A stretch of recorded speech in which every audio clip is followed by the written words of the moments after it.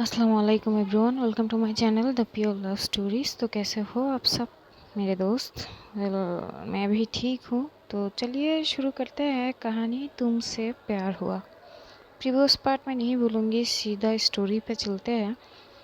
ईशा रोते रोते एकदम से बेहोश हो जाती है। बेहोश होने के बाद कुछ देर बाद ही उसके पापा जो है उसके रूम के बाहर आती है, क्योंकि रूम के डोर के जो है अंदर से लॉक था, तो वो जो है डोर ओपन नहीं कर पाते, नहीं नॉक करते हैं एक दो बार, लेकिन ईशा की कोई रिस्पांस नहीं आती है। तो उनको लगता है कि वो सो गई है, वो चले जाते हैं। और इधर तो भाई ईशा बेहोश थी। करीब 20-25 मिनट बाद जो है ईशा की होश धीरे धीरे अपने आप ही होश आती है उसको, थैंक गॉड आ जाती है। तो जब वो होश में आती है वो फील करती है ना कि उसकी बॉडी जो है वीकनेस आ गई है। वो खुद को जैसे तैसे संभालती है, उठती है, पहले तो फ्रेश होती है, फिर जो है वो डोर ओपन करके नीचे चले जाते हैं। तब तक उसका मॉम डैड जो है डिनर करके अपने अपने रूम में चले गए थे, सो गए थे वो लोग। तो ईशा जो है वो जाके पहले कुछ खाती है, ज़्यादा तो नहीं खा पाती है, हल्का सा कुछ खाती है और अपनी रूम में आके सो जाती है। अगले मॉर्निंग जो Isha as usual normal routine उठती है, अपनी मॉम के साथ थोड़ी बहुत काम करती है, ब्रेकफास्ट तो ज़्यादा नहीं करती बट करती है, फिर कॉलेज चली जाती है। आज जब वो कॉलेज जाती है तभी वो फील तो करती है कि उसकी बॉडी में कुछ अलग सी ही हलचल हो रही थी। वो जो है उसकी तबीयत जो है वो ख़राब होने लगती है। वो ये समझ तो गई थी, लेकिन वो इस चीज़ को जो है वो अनदेखा कर देती है, अवॉइड कर देती है। फिर जो है एकदम से वो देखती है सामने जो है कॉलेज के गेट के पास ही जो है वो सौरभ खड़ा था। उसे देख के वो आता है, बोलते कि ठीक हो तुम? कल तुम्हें इतना कॉल किया, तुमने उठाया नहीं। तो कुछ नहीं बोलती, क्योंकि उसको अच्छी नहीं लग रही थी, वो अजीब सा फील कर रही थी। उसके ऐसा लग रहा है कि उसकी आंखों के सामने एकदम से धुंधला सा आ रही थी, उसको चक्कर आने लगते। तो कुछ उसको तो कुछ कहती नहीं है, वो एकदम से कॉलेज के अंदर चले जाते हैं, जो क्लासरूम के वहाँ पे। सौरभ पीछे से उसे एक दो बार आवाज़ तो लगाता है, लेकिन जो ईशा है वो सुनती नहीं है। तो सौरभ को गुस्सा आती कि यार हद है, इसने कल सबके सामने मुझे इतना ह्यूमिलेट किया, फिर भी मैंने इसको रात को कॉल किया, पहले तो ये कॉल उठाया नहीं, और आज जब आई तो बिना जवाब दिए से चली गई। भाई अजीब है इसकी एटीट्यूड भी। तो वो उसके पीछे पीछे जाने लगता है। जब वो एकदम से जाके कॉलेज क्लासरूम में बैठती है, उधर से शनाया आती है, पेना और अवनीश समीर ये लोग आते हैं। तो ये लोग आके अपनी अपनी सीट पे बैठ जाती है, लेक्चर लेने लगते हैं। पहला लेक्चर हो जाता है, दूसरा लेक्चर के बाद एकदम से पेना की नज़र जाती है। तो जब जाती है तो देखती कि आज जो है ईशा की फेस पे दिख रही थी कि वो शायद उसकी तबीयत ठीक नहीं है या कुछ और। तो जब वो देखती है तो वो कुछ देर बाद जो है उस पीछे मुड़ मुड़ के देख रही थी। तभी एकदम से शनाया बोलते, क्या हुआ प्रेरणा, तुम बार बार की पीछे क्यों मुड़ रही हो, क्या हुआ? तो बोलते नहीं कुछ नहीं। तो बोलते बोलो क्या हुआ? तो बोलते वो तो बोलते बोलो, ईशा को देख रही हो क्या? तो प्रेरणा चुप हो जाती है। तभी शनाया बोलती कि देखो, मुझे ईशा से कोई प्रॉब्लम नहीं है, लेकिन हाँ उसने आरू के साथ जो किया उस चीज़ से प्रॉब्लम है। लेकिन मैं ये भी जानती हूँ कि तुम दोस्त मानती हो उसको। तो प्रेरणा एकदम से बोलती कि मुझे लगता है कि वो सही नहीं है, ठीक नहीं है, एक बार देखो ना। तो बोलती क्या? तो शनाया भी एकदम पीछे मुड़ती है, तो वो भी देखती है, बोलती कि हाँ लग तो वही रही है। तो बोलती हाँ पर मैं तो सामने से होकर बात नहीं करूँगी, क्योंकि तुम्हें तो पता है कि इस एक महीने में हमारे बीच कुछ ज़्यादा ही दूरी आ गई ना। वो मुझसे बात करने की कोशिश की और ना मैंने।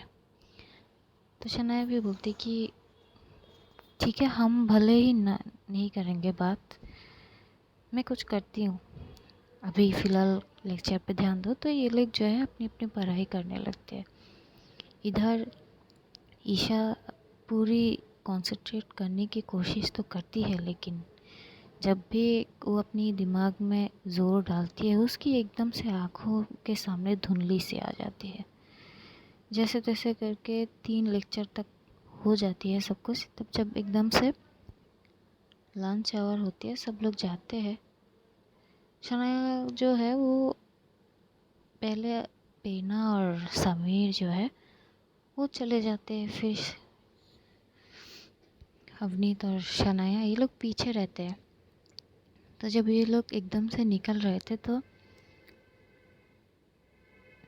जो ईशा है वो भी निकल रहे थे।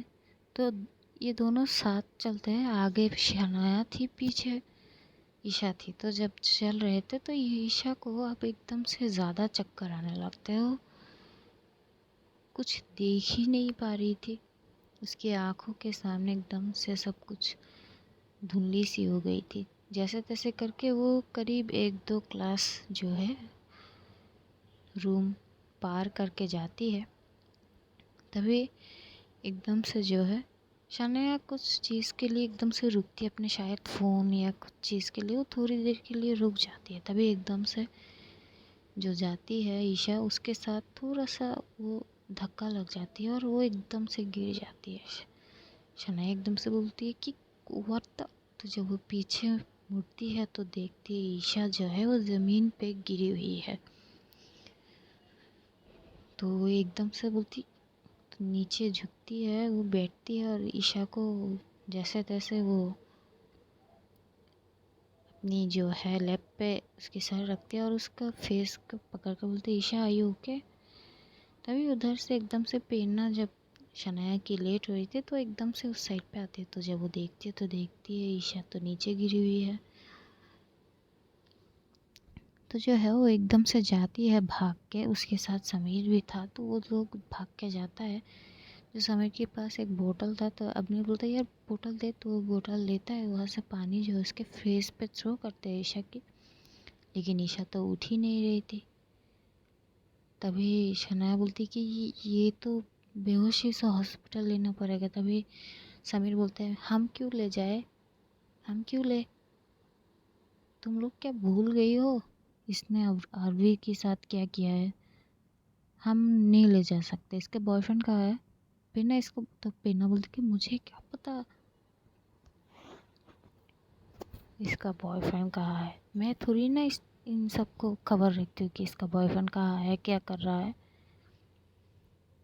तो अवनीत बोलते कि यार इंसानियत के नाम की भी कोई चीज़ है, मानती हूँ इसने जो किया है वो बहुत गलत किया, इसके लिए हम लोग, हम में से कोई इसको कभी नहीं माफ़ करेंगे, लेकिन अब इसकी हालत देखो, ऐसे भी नहीं छोड़ सकते यार। तो भी शनाया भी बोलती कि हाँ यार, गुस्सा अलग चीज़ है, इसके लिए जो है वो हमेशा रहेगी, लेकिन अब इस हालत में हम इसे कैसे छोड़े। तो समीर एकदम से बोलते तो ठीक है, अब बैठ के क्या करोगे, अगर ऐसा ही है तो लेके चलो इसको हॉस्पिटल। तो जो है समीर और अवनीत जो है वो उसे पकड़ते हैं और ये लोग कार में बैठते हैं और उधर से जाने लगते हैं। सौरभ का तो भाई कोई अता पता ही नहीं था। वो तो गुस्से में, उसको लगता है कि ईशा ने एटीट्यूड दिखाया है, तो वो गुस्से में जो है अपने दोस्तों के साथ बातें करने लगता है। दूसरी तरफ उसको पता भी नहीं है कि ईशा कहाँ है। करीब 5 मिनट बाद ही ये लोग हॉस्पिटल पहुंचते हैं और एकदम से उसे लेके जाते हैं। तो जब डॉक्टर देखते वो शनाया का जो है, उस डॉक्टर के साथ शनाया की मॉम की शायद कुछ पहचान वाली थी, शनाया को जानती थी। और एकदम से बोलती कि शनाया, तो बोलते ये क्लासमेट्स है, अब ज़रा इसको देखो ठीक है कि नहीं। तो बोलते हाँ ले आओ। तो जब अंदर लेते हैं, इसका चेकअप होती है, ड्रिप चढ़ाती है, तो एकदम से बोलती कि इन्होंने शायद ठीक से बहुत दिनों से खाना नहीं खाया है, इनकी बहुत ज़्यादा वीकनेस आ गई है। तो शनाया एकदम से प्रेरणा की तरफ देखती है तो प्रेरणा एकदम से बोलती, मेरी तरफ क्यों देख रही हो, मुझे क्या पता। तो शनाया बोलती, यार तुम्हारी, तो बोलती मेरे से इसका कोई कनेक्शन नहीं है शनाया, हम लोग 1 महीने से एक दूसरे के शक्ल सिर्फ कॉलेज में ही देखते हैं, बस कॉलेज में देखते हैं और घर जाते वक्त। इसके बाद ना मैं इससे मिलती हूँ ना ये मुझसे मिलती है। घर जाने की तो बात बहुत दूर की ही है। तो शनाया कुछ नहीं बोलती। तो फिर अवनीत एकदम से बोला, अरे यार इसकी फैमिली को फ़ोन करो यार। तो पेना बोलती, हाँ हाँ मैं करता हूँ। तो जो है पेना जो है अपनी मॉम को फ़ोन करती है। वो फ़ोन करके बोलती कि मॉम ज़रा ईशा की घर पे जाओ और बोलो ईशा की तबीयत ठीक नहीं है, हम इसे हॉस्पिटल में एडमिट किया है। तो उधर से जो शनाया की जो मॉम है, सॉरी पेना की जो मॉम है, वो भाग के जाती है। तो जाके देखती है कि ईशा की जो मॉम है वो कुछ काम कर रही थी हॉल में बैठ के। तो जब एकदम से जाती तो बोलती कि सुनो, तो बोलते हाँ बहुत दिन बाद आए आप, अब तो पेना भी नहीं आती यहाँ पे। तभी वो एकदम से पूछती, ये सब बातें बाद में करना, ईशा की तबीयत ठीक नहीं है, पेना का कॉल आया था, उसको हॉस्पिटल में एडमिट किया है। जब ये बात ईशा की मॉम सुनती है तो वो एकदम से रोने लगते, बोलते कि क्या हुआ मेरी बेटी को। तो बोलते मुझे कुछ नहीं पता, आप चलिए पहले। तो ईशा की छोटी बहन भी रोने लगता है। तभी बोलती, तभी जो है ईशा की जो मॉम है वो बोलती कि हम मैं उनको फ़ोन करती हूँ। तो बोलते हाँ जल्दी करियो आप लोग।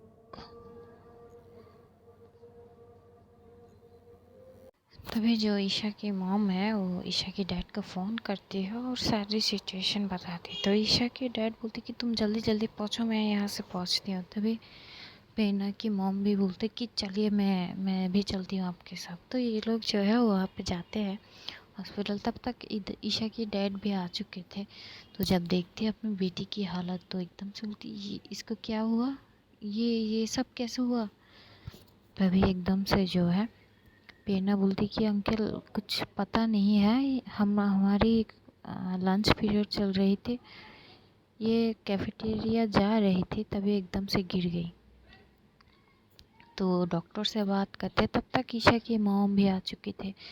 तो उनकी जो हालत है वो एकदम से बहुत नाजुक वाली हालत है। वो अपने हस्बैंड को एकदम से हक करके बोलती कि मैंने बोला था तुमको कि उसकी हालत ठीक नहीं है, 1 महीने से देख रही हूँ मैं, ना बात करती है ठीक से, ना खाती है ना हंसती है। अरे मैंने 1 महीने से उसकी फेस पे मुस्कुराहट नहीं देखी, कितने बार बोला तुमको, लेकिन तुमने तो मेरी एक बात पे ध्यान ही नहीं दिया।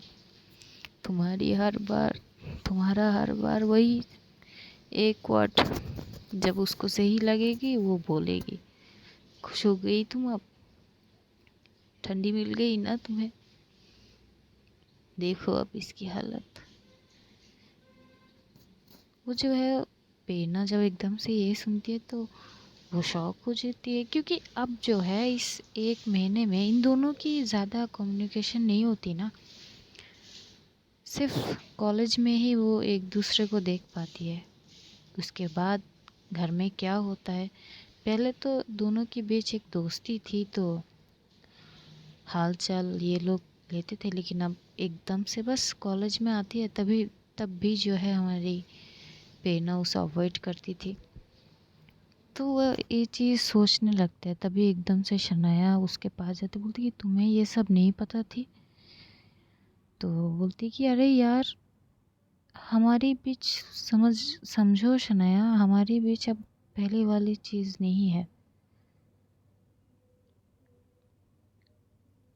शायद उस दिन आखिरी दिन थी जब तुमने इसको थप्पड़ मारा था। तो वो धीरे बोलती, कोई नहीं सुनती, वो लो वॉइस में बोलते, उस दिन ही मेरी इससे आखिरी बार बात हुई थी। उसके बाद ना इसने मुझसे बात करने की कोशिश की और ना मैंने।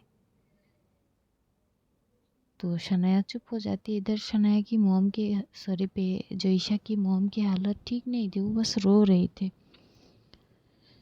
पेना की मॉम जो है उनको संभालती है, तभी डॉक्टर बोलती कि देखिए इनको बेड रेस्ट की ज़रूरत है, ट्रिप जो है वो लगा चुके हैं, इनको एडमिट नहीं करना होगा, आप बस ध्यान रखिए इनका, खाना पीना ठीक से खिलाइए।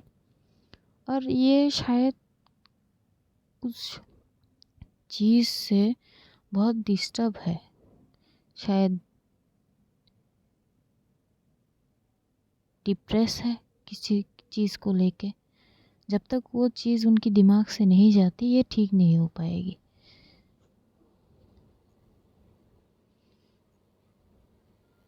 तभी वो डॉक्टर एकदम से बोलती कि मेरा मानना है कि अगर आप एक अच्छे साइकोलॉजिस्ट को अपनी बेटी को दिखाओ तो शायद अच्छा होगा इसके लिए।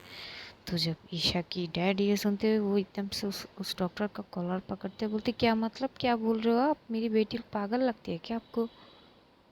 तो डॉक्टर बोलती कि सर देखिए, साइकोलॉजिस्ट को से बात करना मतलब ये नहीं है कि आपकी बेटी की दिमागी हालत ठीक नहीं है। मैंने बस, मेरी बात समझने की कोशिश कीजिए आप। ये किसी चीज़ को लेकर डिप्रेस है, मैं बस उस चीज़ का लेकर एक सॉल्यूशन आपको दिया, आप तो गलत समझ रहे हो। तभी जो है अवनीत एकदम से जाता है, बोलता है अंकल अंकल छोड़िए। तो वो जो है वो समझाने की कोशिश करता है कि अंकल देखो, इनका वो मतलब नहीं था जो आप समझ रहे हो, आप मेरी बात सुनो। तो बोलते कुछ नहीं सुनना, ले जाऊँ, सॉरी यार, ले जा रही हूँ मैं मेरी बेटी को, मुझे कोई डॉक्टर नहीं दिखाना है, मैं खुद काफ़ी हूँ मेरी बेटी के लिए। तो ये लोग जो है उसको लेके जाने लगते हैं। ईशा की होश अब ठीक हो चुकी थी, वो होश में आ गई थी और ट्रिप चली थी, तो अब थोड़ी थोड़ी सी उसको एनर्जी भी मिलती है उस चीज़ से। तो वो जो है उठती है, अपनी डैड और मॉम के साथ जाने लगती है। उसकी मॉम तो एक बस रोते जा रही थी, उसकी छोटी बहन भी रो रही थी। ईशा जाते जाते जाते जो है एक बार पेना की तरफ देखती है, बड़ी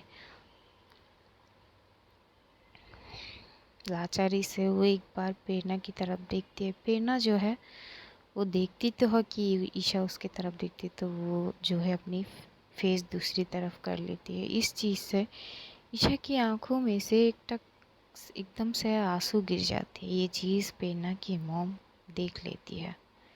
वो उस टाइम तो कुछ नहीं कहते, तभी एकदम से शनाया बोलती कि ठीक है अब ये तो चले गया, हम लोग सब जाते हैं, वैसे कॉलेज तो ख़त्म हो ही गया। तो अपनी तो बोलते यार चल अपने अड्डे पे चलते। तभी शनाया बोलती नहीं, वहाँ मुझे नहीं जाना। तो समीर एकदम से बोलती यार चल ना, क्या हुआ? तो शनाया बोलती कि नहीं जाना ना, मैं वहाँ जाऊँगी तो मुझे आरू की याद आएगी और मैं वहाँ पे जाके 1 मिनट भी नहीं बैठ सकती, उसके अलावा मैं उसके बिना सोच ही नहीं सकती। तो तुम लोग जाओ एंजॉय करो, मैं जाती हूँ, घर जाती हूँ। तो वो जो है सब लोग वहाँ से निकल जाते हैं। प्रेरणा अपनी मॉम के साथ घर आती है। जब वो एकदम से घर आते हैं तो उसकी मॉम एकदम से घर में एंटर करके ही एकदम से प्रेरणा को हाथ पकड़ती है और अपने सामने लाती है, क्योंकि प्रेरणा जा रही थी अपने रूम में। तभी बोलती कि तुम्हारी और ईशा के बीच में क्या हुआ? तो प्रेरणा बोलती क्या हुआ, कुछ नहीं। तभी उसकी माँ बोलते तुम भूलो मत मैं एक टीचर हूँ, तुम्हारी माँ हूँ। सबसे बड़ी बात हुआ क्या है, मैं पिछले 1 महीने से देख रही हूँ, पहले पहले तुम दोनों की दोस्ती तो बहुत अच्छी थी। तुम उसके घर हमेशा सुबह से लेकर शाम तक, अगर कॉलेज ना हो तो तुम उसके घर में रहती थी या फिर वो यहाँ पे रहती थी। लेकिन पिछले 1 महीने से ना तुम उसके घर में जाती हो, ना वो कभी मेरे हमारे घर आई है, ना तुम उसकी कोई जिक्र करती हो। क्या हुआ क्या है? ईशा की मॉम ने भी मुझसे पूछा कि तुम क्यों उनके घर नहीं जाते हो। मेरे पास कोई आंसर नहीं थी प्रेरणा, तो तुम मुझे सच सच बताओगी कि क्या हुआ? तो प्रेरणा जो है वो बहुत कोशिश करती है कि मम्मा ऐसी कोई बात नहीं है। हाँ, हमारे वो बातों को कुछ अलग तरह से जो है कवर करने की कोशिश करती है सिर्फ, कि मम्मा देखो वो कुछ नहीं है, बस ऐसे ही हमारे बीच थोड़ी सी बहस हो गई थी किसी चीज़ को लेके, इसलिए वो मुझसे थोड़ी सी गुस्सा है। तो उसकी मॉम एकदम से बोलते बेटा मैंने ना अपनी ज़िंदगी में बहुत कुछ देखा है, तो तुम मुझे चीज़ों को अलग अलग तरीके से दिखाने की कोशिश तो मत करना। अगर वो तुमसे गुस्सा होती ना, तो आज जाते वक्त तुम्हें देख के वो रोती नहीं। अगर वो तुमसे गुस्सा होती तो एकदम से चली जाती तुम्हारी तरफ, पलट के भी नहीं देखती। लेकिन यहाँ तो कुछ और चीज़ है, तुमने मुंह फेर लिया। ऐसा क्यों? क्या हुआ तुम दोनों के बीच? तो पेना जो है चुप हो जाती है। वो आप बोले तो क्या बोले, वो सच भी नहीं बता सकती है और झूठ भी नहीं बोल सकती। कश्मकश में थी वो। तभी एकदम से उसकी मॉम एकदम से चिल्ला के बोलती, पेना मैंने कुछ कहा तुमसे? क्या तुम मेरे बात सुन रही हो? तो प्रेरणा बोलती कि माँ, जो भी है, मैं अगर आपको बोलूँ तो आप समझो कि नहीं समझोगी, मुझे नहीं पता। तभी उसकी मॉम बोलती है, तुम बोलो तो सही, समझने और ना समझने की बात बात में आती है। आखिर हुआ क्या? तो वो पहले सोचती कि क्या बताऊँ, तो सोचने लगता है। तभी उसकी मॉम बोलती है, क्या अब कौन सी कहानी बुन रही हो तुम अपने दिमाग में? कहानी बुनना बंद करो और सच सच बताओ, और जो सच है ना बस वही बताओ। तो अब पेना के पास कोई और चारा तो थी नहीं, तो वो एकदम शुरू से लेकर एंड तक सब कुछ उसकी मॉम को बोलते। तो जब वो उसकी मॉम ये सुनती है तो एकदम से उसके ऊपर जो है गुस्सा करने लगती कि पेना, तुमसे ये चीज़ मैंने कभी एक्सपेक्ट नहीं की थी बेटा। तो पेना बोलती, माँ मॉम। तो बोलता था, बेटा मैं जानती हूँ उसने जो किया वो बहुत गलत किया, उसने बहुत गलत किया, ये मैं जानती हूँ। लेकिन तुम्हें मैंने ये परवरिश तो नहीं दी। मैंने तुम्हें हमेशा से ये सीख दी है कि बेटा, अगर अपनी दोस्तों के बीच अगर कोई तुम्हारा दोस्त अगर वो गलत राह पे चले जाए, तुम उस चीज़ को अवॉइड करके मत आ जाया करो। तुम उस दोस्त की हाथ पकड़ के उसे उस गलत राह से निकाल के ले आओ,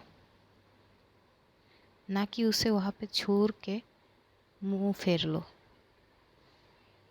तो जब पेना ये बात सुनती है तो अपनी फेस जो अपनी सर झुका लेती है। तभी वो एकदम से पेना की माँ बोलता है, I am very disappointed you बेटा, तुमसे तो ये उम्मीद नहीं थी। मेरी बेटी हो तुम, ये सीख तो मैंने तुम्हें नहीं दिया था। अगर वो गलत राह पे चली गई थी, वो चीज़ों को नहीं समझ रही थी, उसे मिसअंडरस्टैंडिंग हो गई थी, वो उस बात को समझ नहीं पा रही थी, उसने गलती कर दी, मैंने समझ गई वो गलती कर दिया, और जो किया वो बहुत गलत किया, उसकी कोई माफ़ी नहीं है। लेकिन तुम्हारा फ़र्ज़ बनता था कि तुम उसकी हाथ पकड़ के उस चीज़ को उसे बार बार समझा और उस वहाँ से उसे निकाल के लाओ। लेकिन तुमने क्या किया? तुमने वहाँ पे उसे बीच रास्ते पे छोड़ दिया और अपना मुंह फेर लिया। तो वो एकदम से बोलने लगती, मॉम मैंने उसको समझाने की कोशिश की। बोले, समझाने की कोशिश अगर वो एक बार ना समझती, बार बार समझाती। जहाँ तक मुझे पता है ईशा की सिर्फ तुम ही दोस्त हो यहाँ पे।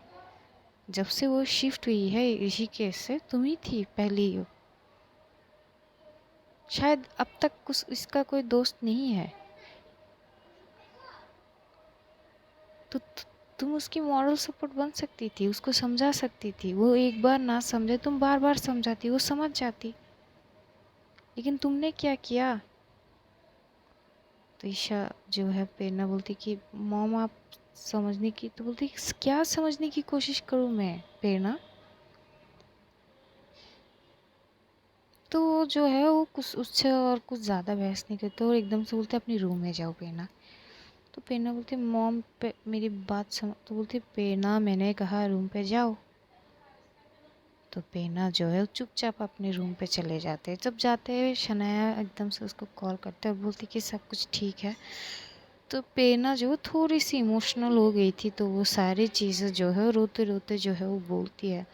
और शनाया की भी लगता है कि शायद इसमें थोड़ी सी जो है आ गई थी, क्योंकि शनाया का जो है ना वो भले ही गुस्से में कुछ भी कहे, लेकिन उसकी मन जो है वो शीतल जैसा होता है ना, एकदम वैसे इनोसेंट थी। बहुत अच्छी थी शनाया, उसकी की परवरिश भी बहुत अच्छी है, तो मानना तो पड़ेगा ना। तो गुस्से में कुछ भी कहे लेकिन वो दिल से बहुत अच्छी होती। तो उसको भी लगता है कि हाँ, पेना की मॉम ने जो कहा वो कहीं ना कहीं सही तो है, क्योंकि शनाया का गुस्सा बनता है, वो अपनी जगह पे ठीक है, लेकिन पेना का जो है वो उसकी दोस्त थी, वो उसको समझा सकती थी, तो उसको भी वो चीज़ ठीक लगती है, लेकिन वो उस टाइम तो वो बोल नहीं सकती, क्योंकि ऑलरेडी पेना की मॉम पेना को बहुत कुछ सुनाया है। तो उसे बोलती कि ठीक है, कोई बात नहीं, आंटी समझ जाएगी, तुम रो मत, सब ठीक हो जाएगी। उधर दूसरी तरफ ईशा की मॉम डैड ईशा के लिए इतनी ज़्यादा परेशान हो जाती कि वो 1 मिनट के लिए भी ईशा को अकेले नहीं छोड़ते,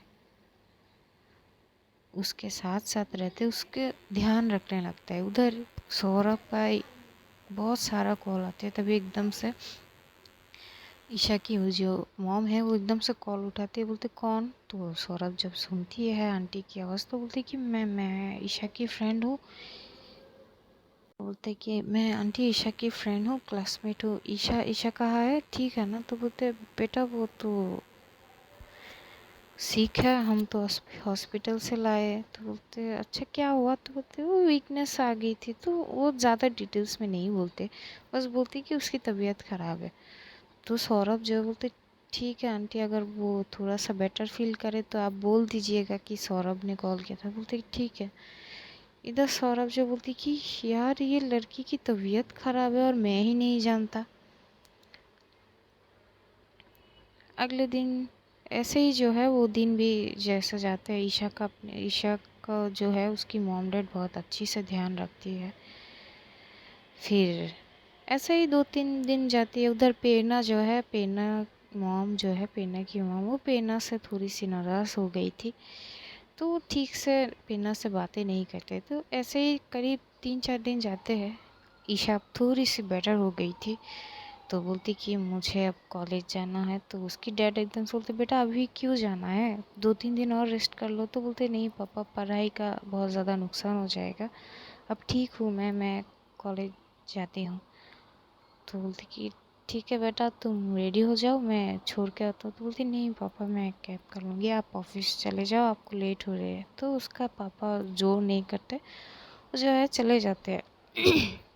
उधर जब ईशा जब कॉलेज के लिए निकालती है, तभी एकदम से देखते हैं सामने से जो है पेना जो है अपनी स्कूटी निकल रही थी। तो उसकी पेना की मॉम एकदम से उसे टिफ़िन देने के लिए, टिफ़िन नहीं सॉरी, कुछ देने के लिए जब बाहर आती है तो एकदम से ईशा को देखती है। तो वो पूछती है कि बेटा अब तबीयत कैसी है? तो बोलती कि हाँ आंटी, आप ठीक हो?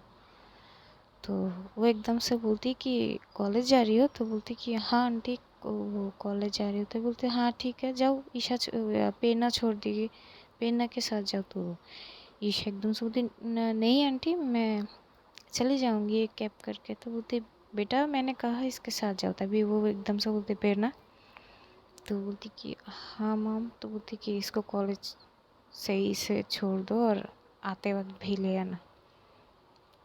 तो पेना बोलती पर मॉम। तो बोलती मैंने जो कहा वो सुनो। तो पेना चुप हो जाती है, तो वेट करती है कि ईशा आके बैठेगी, लेकिन ईशा तो खड़ी रहती है, वो क्या बोले। तो पेना की मॉम जब जाती है तो पेना बोलती कि अब खड़ी भी रहोगी या आओगी, लेट हो रही है कॉलेज जाने में। तो जो ईशा है वो एकदम से आती है और बैठती है उसके पीछे। तो ये लोग कॉलेज जाते हैं, कुछ बात नहीं होती इन दोनों में बीच। जब कॉलेज जाते तो जब ईशा उतारती है, शनाया भी देखती है, क्योंकि शनाया ऑलरेडी पहले ही पहुंच चुकी थी। तो ईशा एकदम से उतर के बोलती कि थैंक यू। तो शनाया कुछ नहीं बोलती।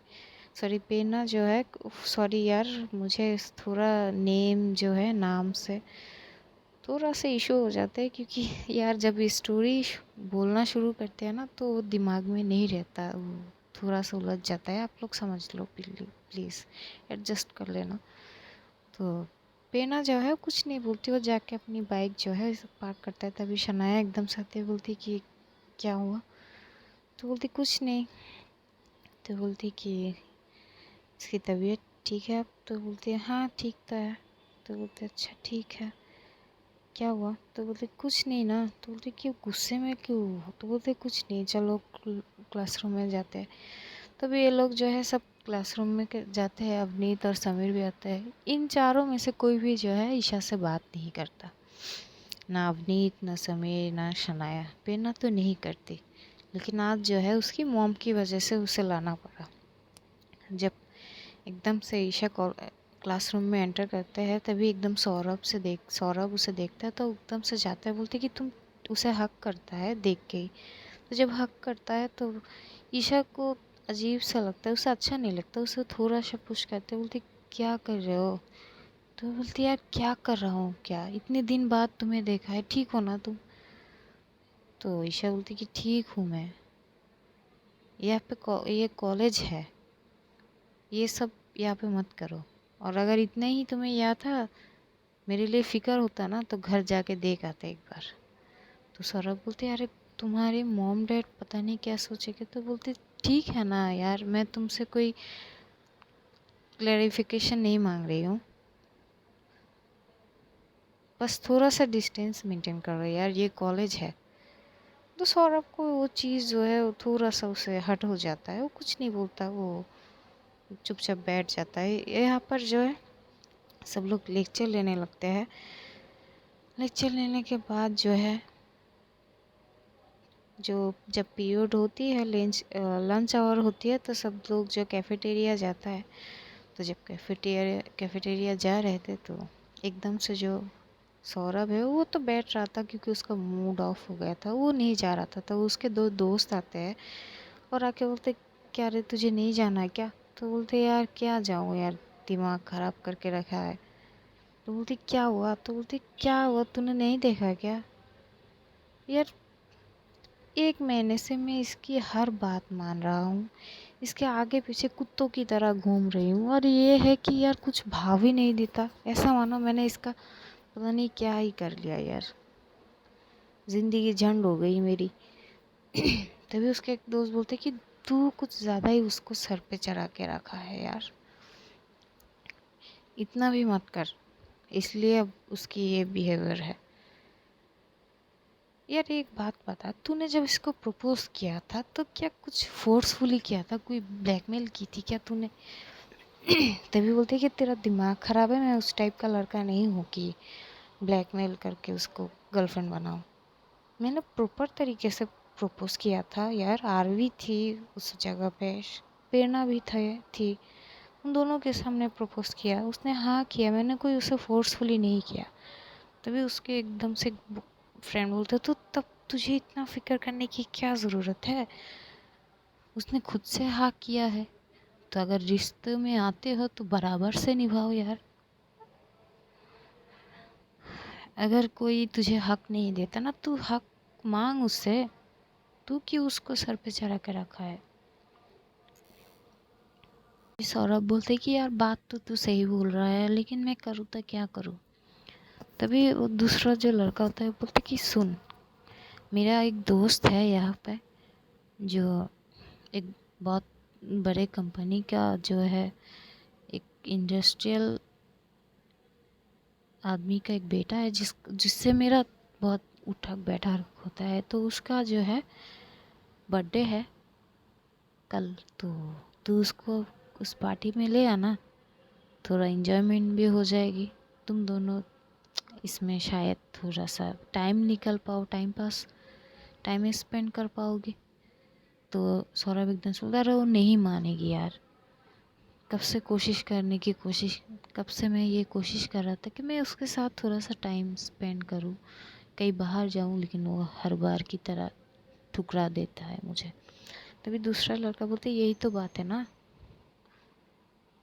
तू उससे पूछ ना, उसे मना, उसे बोल कि आना ही पड़ेगा यार, तू बॉयफ्रेंड है यार, कुछ तो हक जमा उसके ऊपर। तो जो है उन दोनों की बातों से सौरभ भी अब थोड़ा थोड़ा जो है वो स्ट्रिक बोलता है, कि उसको भी लगता है कि यार सही तो बोल रहा है, गर्लफ्रेंड मेरी, मैं हक नहीं जताऊंगा तो कौन जताएगा। तो एकदम से बोलते हैं हाँ ठीक है चल बात करते हैं उससे। तो ये लोग जो है कैफेटेरिया में जाते हैं जहाँ ईशा अकेले ही बैठी थी और वो जो है सैंडविच खा रही थी। तो एकदम से सौरभ उसके सामने जाके बैठते। उधर शनाया और प्रेरणा जो है इनके एक टेबल पास ही जो है बैठे थे। तो एकदम से सौरभ जाके जब बैठती है तो बोलते हैं कि हाँ तबीयत ठीक है तुम्हारी। तो ईशा बोलती कि हाँ ठीक है, क्यों? तो बोलती कि बात करनी है। तो बोलते हाँ बोलो मैं सुन रही हूँ। तो बोलती कि कल मेरा एक दोस्त का पार्टी है, बर्थडे पार्टी, वहाँ पे हम दोनों को जाना है। तो वो एकदम से बोलती कि हम दोनों को क्यों, तुम जाओ तुम्हारे दोस्त है। तो वो एकदम से बोलती कि क्या मतलब है तुम्हारा? तो ईशा बोलती कि मेरा मतलब है दोस्त तुम्हारा है, तुम जाओ ना, मैं क्या करूँगी जाके वहाँ पे, मेरा क्या काम है। तभी एकदम से सौरभ जो उस टेबल पे हाथ मारते और एकदम से चिल्ला के बोलती कि तुम्हारी ईशा हर बार तुम मेरा ऐसे ही इंसल्ट कर देते हो, क्या प्रॉब्लम क्या है तुम्हारी? बॉयफ्रेंड ना मानो, मुझे अपना कुत्ता बना के रख दिया तुमने, तुम्हारी पीछे पीछे घूमता रहता हूँ मैं, भाव भी नहीं देते तुम यार। यार क्या मैं कुछ तुम्हारी ज़िंदगी में मेरी कोई मायने भी है भी या नहीं? चलो ये बताओ, मैंने तुम्हें जब प्रपोज किया था क्या मैंने तुम्हें कोई ज़बरदस्ती की थी तुम्हारे साथ, या फिर तुम्हारे सर पे गन रख के मैंने बोला कि अगर तुम मुझे मेरी प्रपोज़ल को एक्सेप्ट नहीं करोगे तो मैं तुम्हें मार दूंगी? तो वहाँ पे सब लोग जो है एकटक देखने लगते हैं। तो ईशा जब देखती तो बोलती कि सौरभ हम इस बारे में बात में बात करेंगे। तो उसको भी अब थोड़ी थोड़ी चीज़ों का गुस्सा तो था। तो बोलते नहीं, बात तो अब आज ही होगी और यहीं पे होगी, सबके सामने होगी। बताओ मुझे, क्या मैंने तुम्हें कोई गन पॉइंट पे रख के बोला, प्रपोज करने के हाँ बोलने के लिए बोला था? तो ईशा चुप हो जाती है। तो सौरभ बोलते बोलो अब क्यों चुप हो गई? यार मैं तुम्हारी ज़िंदगी में मेरी कोई अहमियत है ही नहीं। 1 महीने से मैं तुम्हारे लिए हर वो चीज़ करता रहा, लेकिन तुम पलट के भी मुझे नहीं देखती हो। जब भी बोलती कि यार चलो बाहर चलते हैं, तुम्हारी तो अलग ही तेवर थे, तुम्हें नहीं जाना था, मैं तुम्हारे हाथ नहीं पकड़ सकता, मैं तुम्हें हाथ हग नहीं कर सकता, तुम्हें घर छोड़ना नहीं जा सकता, तुम्हें घर से यहाँ पे नहीं ला सकता, तुम्हें कॉल नहीं कर सकता, सब चीज़ में तुमने जो है फुल स्टॉप लगा दिया मेरा। बस नाम का टैग लगा के रखे हो, मैं तुम्हारा बॉयफ्रेंड हूँ बस। ईशा बोलती कि सौरभ प्लीज़। तो बोलती क्या प्लीज़ यार, मेरी फीलिंग्स की कदर करना सीखो यार, फीलिंग्स की। मैं तुमसे प्यार करता हूँ, थोड़ा सा रिस्पेक्ट तो करो। कुत्तों की तरह तुम्हारी पीछे बस दौड़ता रहता हूँ, लेकिन तुम कुछ भाव ही नहीं देते। मेरे दोस्तों ने पता नहीं मुझे क्या क्या बोला तुम्हारे लिए, लेकिन फिर भी मैंने कभी कुछ तुमसे नहीं कहा। मैं हमेशा से ही तुम्हारी फीलिंग्स को रिस्पेक्ट करती थी, अब भी करता हूँ, लेकिन तुम उस चीज़ को समझ ही नहीं पा रहे हो। तो ईशा को भी अब थोड़ी थोड़ी चीज़ें समझने लगती कि हाँ उसने जो भी उससे बिहेव की है वो तो गलत थी, क्योंकि हाथ तो उसने खुद से होके की ना। सौरभ ने तो उसके साथ कोई ज़बरदस्ती या कुछ चीज़ के बदले में तो उसको वो चीज़ नहीं चाहिए थी, वो खुद से हाँ की है। तो ईशा बोलती कि ठीक है मैं जाऊंगी पार्टी तुम्हारे साथ। तो जब ये बोलते तो सौरभ थोड़ा सा शांत होता है और वो बोलते ठीक है कल शाम 8 बजे। तभी एकदम से बोलते पर इतनी रात? तो बोलते अब इसका तो एक्सक्यूज़ मत दो ना कि अब इतनी शाम को तुम घर से बाहर नहीं निकल आ पाओगी, आंटी अंकल तुम्हें रोकेंगे। तो ईशा बोलती कि यार पर नहीं देंगे ना, तो बोलती ठीक है, नहीं देंगे ना, मैं बात कर लूँगा। तो एकदम से ईशा बोलती कि नहीं, मैं बात करूँगी, मैं आ जाऊँगी। तो सौरभ जो है वो कुछ नहीं कहता, वो वहाँ से चला जाता है चुपचाप। ईशा वहाँ पे बैठती है, अपने सर पे हाथ रख लेती, बोलती है हे भगवान, हे गंगा मैया, मैं कहाँ फंस गई। इधर शनाया, समीर, अवनीत और पेना ये सारी बातें सुनती है। शनाया तो एकटक पेना की तरफ देखती है, तो पेना एकदम से बोलती है यार कुछ भी हो जाए तुम मेरी तरफ ही क्यों देखती हो। तो शनाया एकदम से बोलती मैंने कुछ कहा क्या तुमको। तो बोलती कि तुम्हारी नज़र ही बहुत कुछ बोल देती है, तुम्हें बोलने की ज़रूरत नहीं है शनाया। तो शनाया बोलती कि यार कुछ नहीं बोल रहा था, मैं बस देख रहा था ऐसे क्या हुआ। तो बोलती नहीं, ये क्वेश्चन वाली नज़र है, मेरे तरफ ऐसे मत देखो, मुझे कुछ नहीं पता। तो शनाया जो है बोलती ठीक है, नहीं पूछती। इधर जो है ईशा परेशान होती कि यार वो अब घर में कैसे बताए। तो वो जो है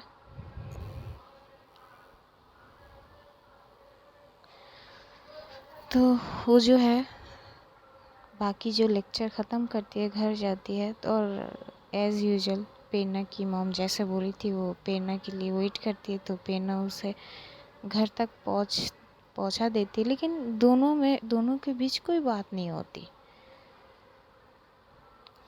फिर जो है जब ईशा घर आते तो वो अब अपनी मॉम से कैसे बात करे। तो एकदम से बोलती कि मॉम वो कुछ बात करनी थी। तो बोलते हाँ बोलो। तो बोलते वो कल मेरा एक फ्रेंड का बर्थडे है, तो मुझे शाम को जानी है। तो बोलती कि कितने बजे। तो बोलती कि मॉम ओ 8 बजे। तो बोलती कि इतनी लेट।